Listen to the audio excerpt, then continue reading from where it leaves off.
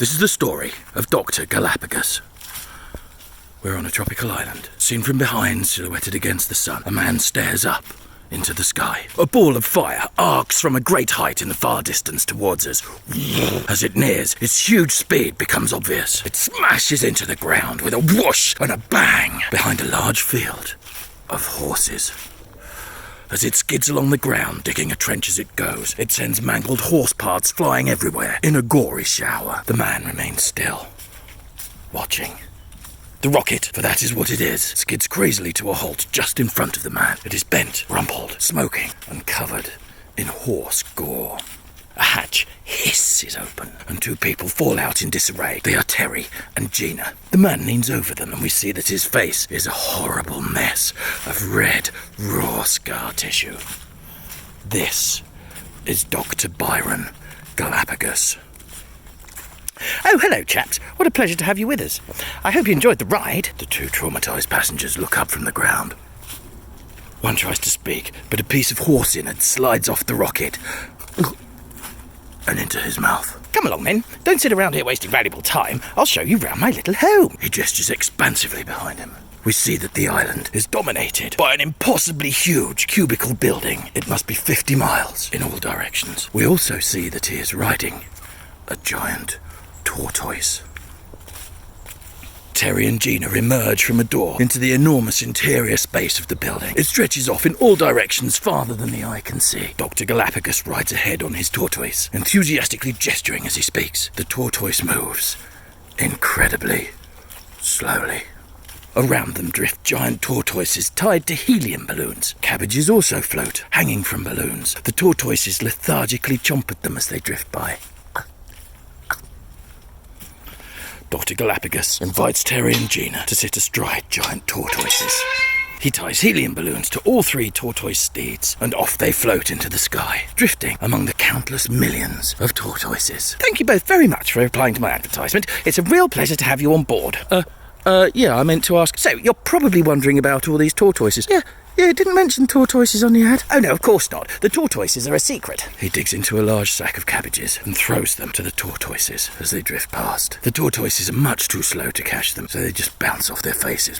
It just said the job as a research assistant, yeah? When I was a child, I used to enter gymkhanas, you know. Right. Yes, I used to ride Agamemnon here through the jumps every weekend for year after year. All the little girls on their so-called ponies laughed at us.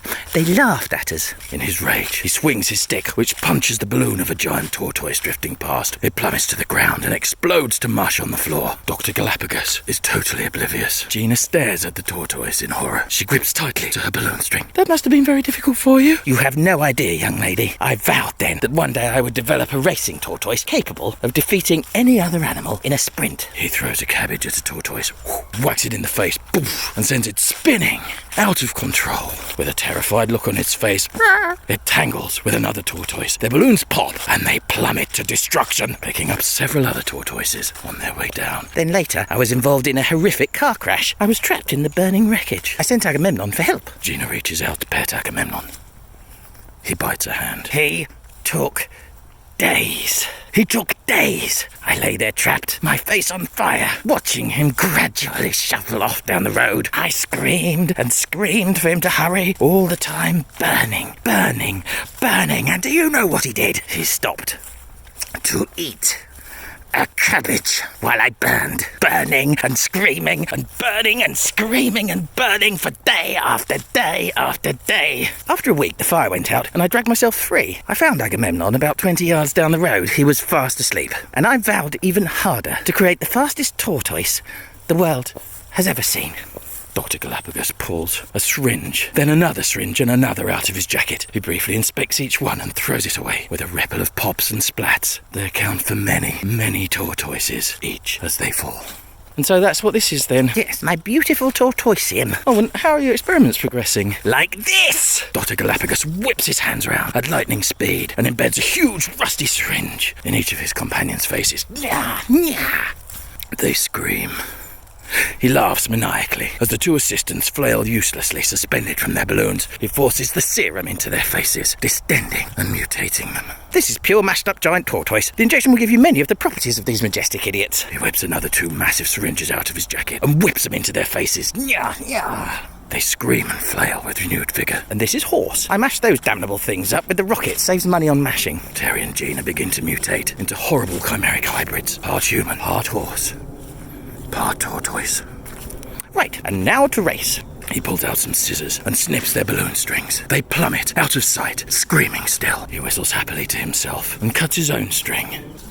We're at a racetrack. Around it are a collection of awful mutants, shuffling and dragging themselves across the ground. All are suffering. From above, bouncing and ricocheting off the uncounted millions of airborne giant tortoises as they fall, come Terry, Gina, and Doctor Galapagos, who is still astride Agamemnon. They land with a squelch on the enormous heap of dead tortoises that has piled up beneath them. Righty-ho, everybody here then. Good.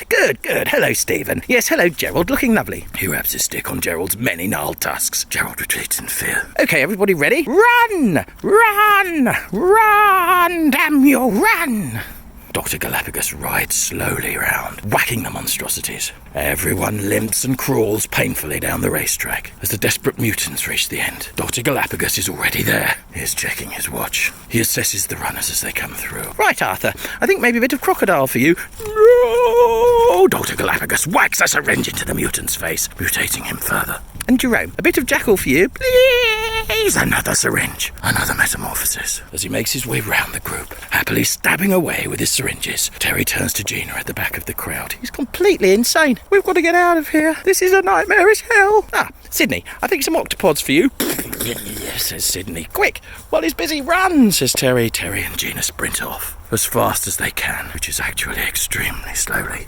They bat tortoises, balloons and cabbages out of their way as they go.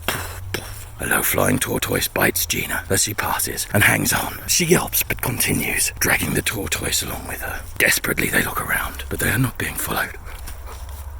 After a while they slow down. I think we made it. Yeah, we got away from him, thank God. The tortoise chomps Terry on the head. It hangs on grimly. Terry tries to lever it off, but fails totally. It glares at him. We've still got to get off this island, and alert the authorities. We'll need to find our way out of the tortoisium first, of course. Yeah, but how hard can that be? We'll just walk in a straight line until we hit the wall, then walk round till we find the door. Good thinking.